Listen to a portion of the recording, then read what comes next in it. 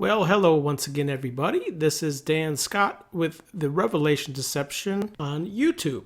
And although here recently I've been addressing matters specifically discussing the book of Revelation, I often like to expound upon other things. And although I will come back to the book of Revelation, God willing, I want to expound some more on this whole Sabbath doctrine. Because what I'm perceiving ever increasing are the numbers of these deeming themselves to be Hebrew Christians, which fall within these movements, namely the Hebrews Roots movement and the Sacred Names movement, and obviously the Seventh-day Adventists. Now, I've already made a video asking the question, did Paul keep the Sabbath? But another important question to ask would be, did Abraham keep the Sabbath? Because, of course, the new covenant was founded with Abraham. And if Abraham did not keep the Sabbath according to God's law, then should we? Because many insist that Abraham and all the patriarchs kept the seventh-day Sabbath, of which their defense usually centers around two sections of Scripture, which takes us back to Genesis chapter 2, verses 1 through 3, where we read that God rested on the seventh day of the week. And coupled with this verse, we find another verse which states that Abraham hearkened to the Lord's voice, Yahweh's voice, where it states, Abraham guarded my commandments, my statutes, and my aim giving, Gn2.6 and Gn26.5. Now, those who want to take these two verses and say that they work together seems plausible on the surface, but as we will see, has many deficiencies. So let's consider Genesis 1:3. First, it states that Elohim blessed, not commanded. The Greek is eulogeo, meaning well-worded. So he spoke well of the seventh day, and he set it apart. He hallowed it. And then he ceased from his work. And nowhere does it dogmatically define or assert to a commandment or even state that each succeeding seventh day was to be a rest day for God or man. And think about it. Man had been created only the day before and needed no rest from labor because man had done no work. And besides, we can show that God did not rest in any of the subsequent 7-day Sabbaths. Besides, the word Sabbath does not even occur one time in the book of Genesis. Did you not know? Have you not heard? Yahweh is the Elohim of the Eon, the creator of the uttermost regions of the earthland. He does not become weary, and he does not become tired. And Jesus Christ was challenged on this, and he answered his critics, stating, My Father works till now, so do even I, yea, I work. Of which statement by Jesus Christ was uttered on the Sabbath day. So clearly God was working on the later Sabbaths, as was the Son. And often this was the reason that the Pharisees wanted to kill him. So again, we are told Abraham obeyed God's voice, charge, commandments, statutes, and laws, but where in the book of Genesis did God relate a charge or utter a commandment or even issue a statute of legislation of law that demanded that each seventh day of the week, that a rest where no one was to do work must be observed? Well, nowhere. So one might say that God's example of rest on the seventh day should be taken as a command. But friends, this is not even logical reasoning. I mean, if one day is an example, you can't just pull one day out and then say the rest are not examples either. If you're going to say one is an example, then they all have to be an example. So if this is the reasoning and the seventh day was rest as an example to us to do what God did, are we also to duplicate the previous 6 days of things that God did? Well, that would be absolutely absurd. And furthermore, there is nothing in Genesis which shows that God was giving an example of a seventh-day rest for mankind to follow. And just because God does things at certain times does not mean they are all examples for us to do the same. And yet there's another thing that we have to consider in relationship to God's commandments and his legislation. Because all real commandments or laws always carry punishment if they are transgressed. So where in the book of Genesis are there penalties for not resting on the seventh day of the week? Well, there is no such thing found whatsoever. Had the Sabbath been a law, then there had to have been punishment connected with it. Yet nothing in the book of Genesis demonstrates retribution for breaking it. Now, with all that I've said so far, there are those who will still think that somehow there is a commandment to keep the Sabbath, and that punishments for non-compliance were in effect during the period covered by the book of Genesis, even though the text does not mention it. Now, in their vain reasoning, they imagine that Genesis is not explicit in such matters, but will argue that the book of Genesis only skims over events of history, also claiming that it leaves absent such details prior to the Exodus, speculating that Moses had no time to record a Sabbath commandment or its punishment. But again, this reasoning is impossible because the book of Genesis is much more than a historical narrative. So let's briefly talk about the book of Genesis and its relationship to God's law and how this relates to the Sabbath. And yes, the book of Genesis is as much as a part of the law as Exodus, Leviticus, Numbers, and Deuteronomy.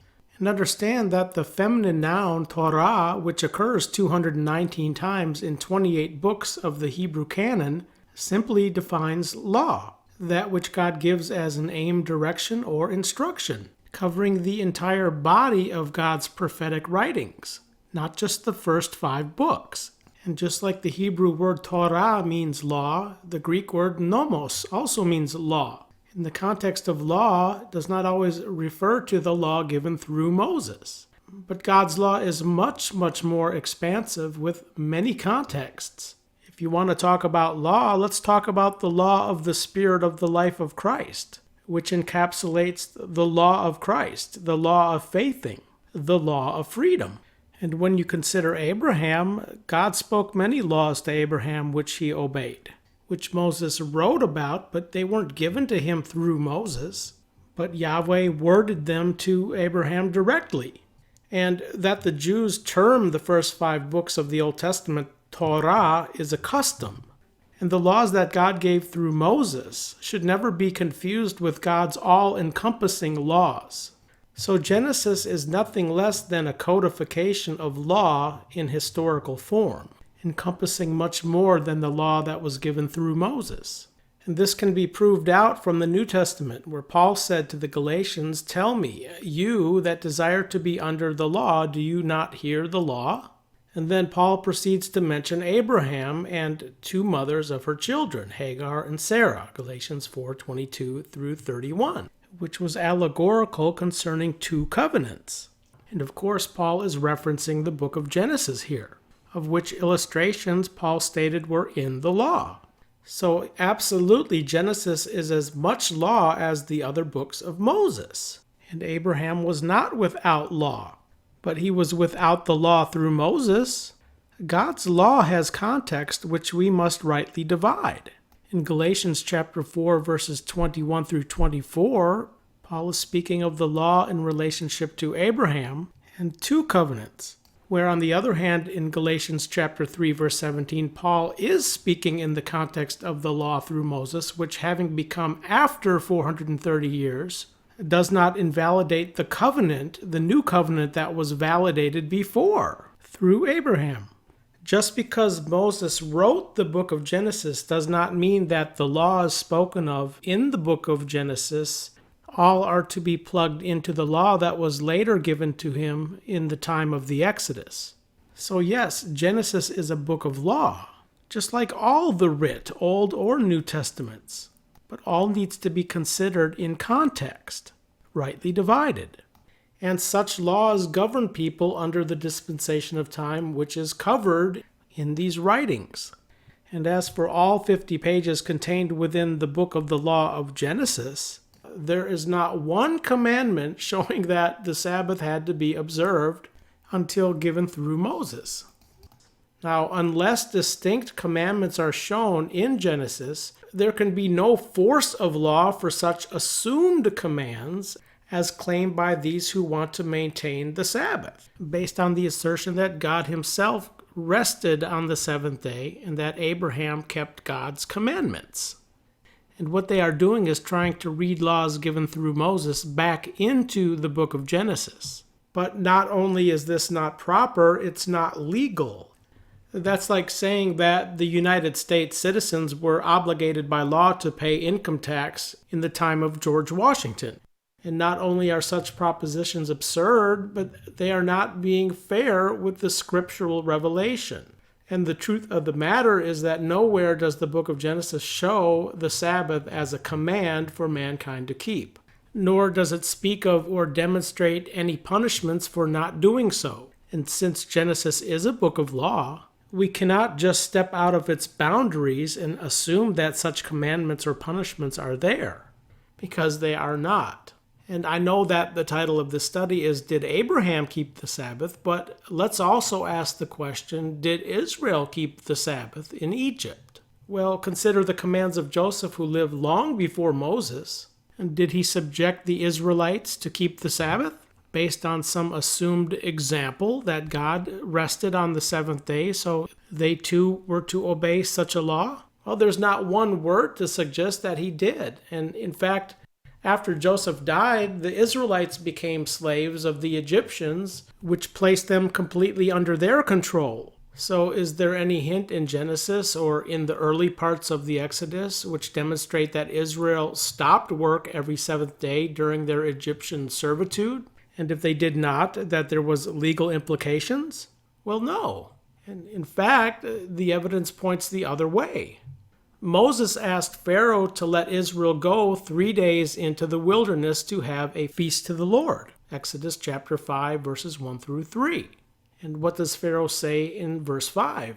He says, "And you caused them to cease from their burden ships," meaning to rest, to cease from their works. And this rest or ceasing had nothing to do with 1 day of the week. And although Pharaoh said that Moses was making them rest, the rest was not the seventh day of the week, because their time off involved a 3-day journey into the wilderness, with certainly a 3-day journey back. So their ceasing or their resting of idleness was lasting at least 6 days.